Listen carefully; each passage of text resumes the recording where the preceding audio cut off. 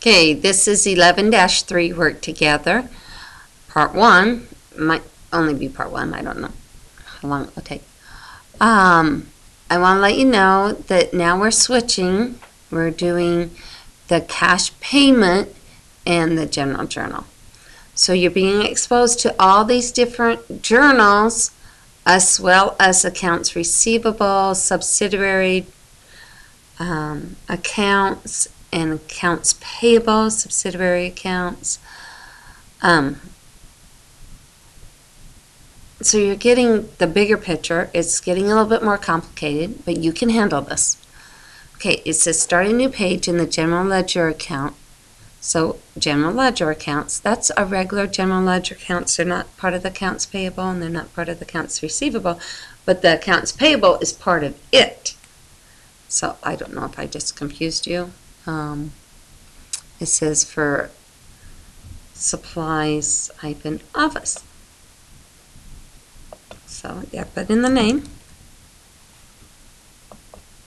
It gives you account number of 1145. It means they have quite a few accounts. They're using the 1,000 digit. October 1st. I tried to mess with it so it would all fit in one window. It's not working, so we'll just do our best. Check mark, because we're not posting this. This is a balance that was given to us. And we know that it has a normal debit balance. All asset accounts have a normal debit balance. You're going to have to learn those and remember them if you don't already have them down. That's just the way it is. Okay, so we're done with that step. Then it says post the October 19th general debit entry of the cash payments journal. Do we have the cash payment journal up? No.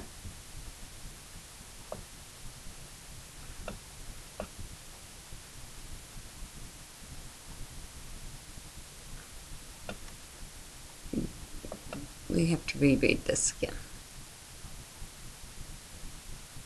Post October 19th general debit entry. That's this one right here. Oh, it will let us put in a number. I was worried they didn't let us put in a number. Okay, so we go to office supplies. It's a debit of $69.60.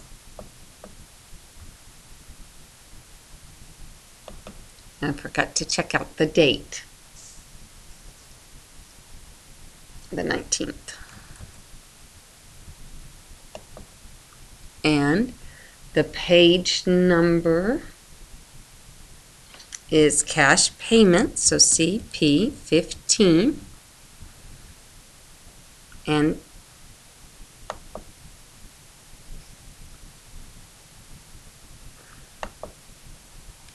what did I say the number was? 69.60. Okay, so you have a new debit balance of $3,893.60. Am I right? If not, let me know. You take this number and put it where? The 1,145, account number.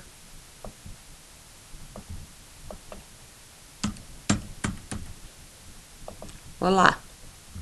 Okay, that step is done. Then, okay. Next, it says post the October 12th general journal entry to the appropriate general ledger account. Okay, so we got to go to the general journal.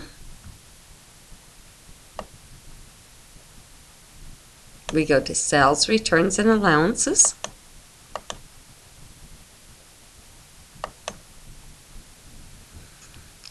It's not hard. It's the 12th. It's general journal 11. And it's a debit here, so it's a debit here. Add them together. We get 955. Hopefully I done my math right. I shouldn't do it in my head. I used to crap at students for doing it in their head because that's when they came up with the little mistakes, and then I had to deal with it. Okay, now we go to sales tax payable.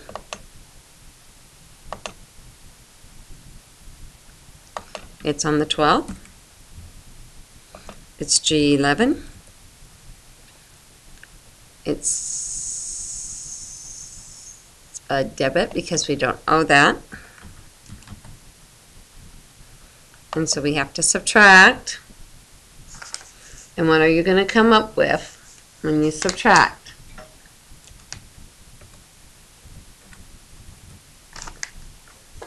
Okay. Then we take this number and we put it here. Some people go in and fill these numbers in. You're not supposed to do that. That way you know where you are. Now it says October 26. So we're going to go through and do all these. So we go to supplies office.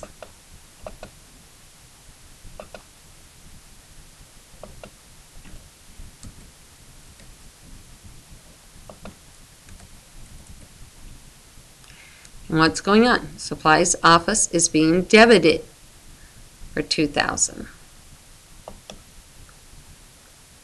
$2,544.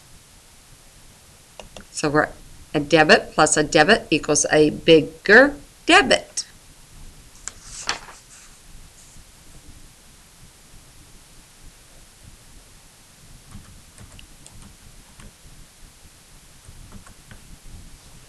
Take this account number.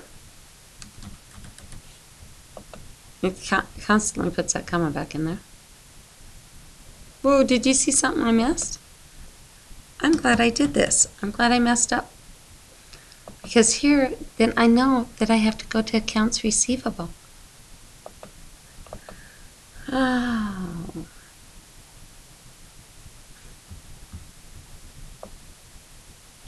Do I have another ledger? Maybe it's down here.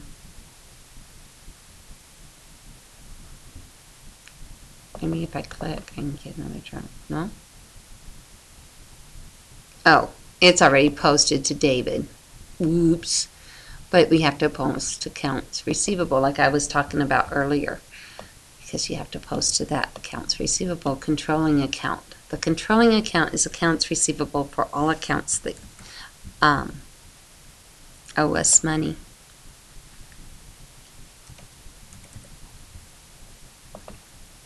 Now see, if I had just put the numbers in, I wouldn't knew that I messed up and needed to go back and redo that.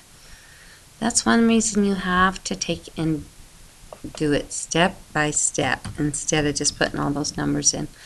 And maybe you guys have been great students and never did that.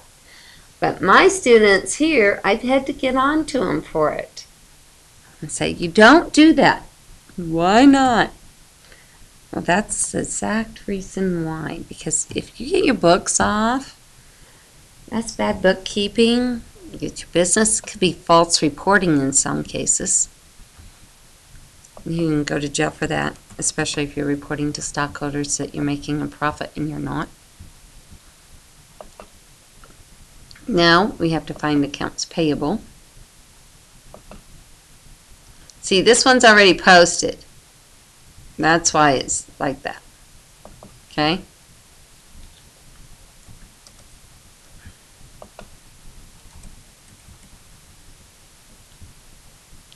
And we're right here. I can see where I am. It's a credit.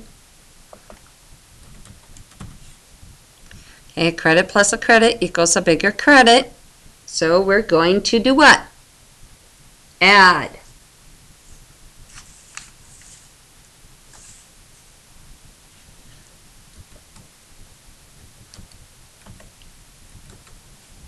If my math is wrong, you correct it.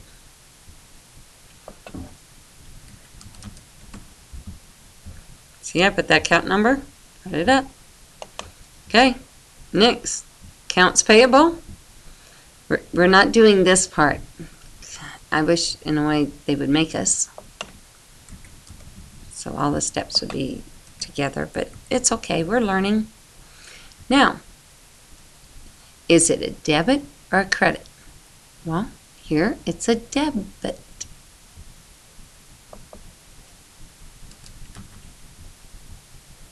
So are we adding or subtracting?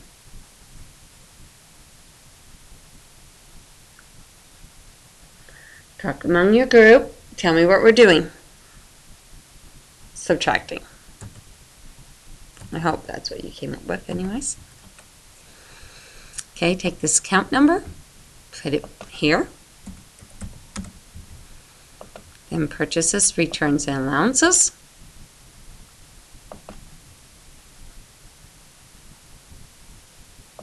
ch11,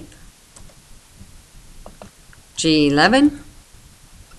What's going on? Well, we don't even have to, when you're posting, you just have to put in the numbers. And then you have to do math right here. So, a credit and a credit equals a bigger credit.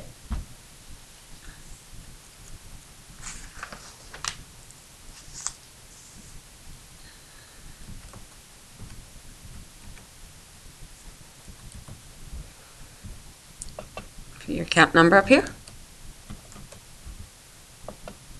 And guess what? That's it. We're done. We're done with it. Yay. Okay, we're going to move on to 11-4.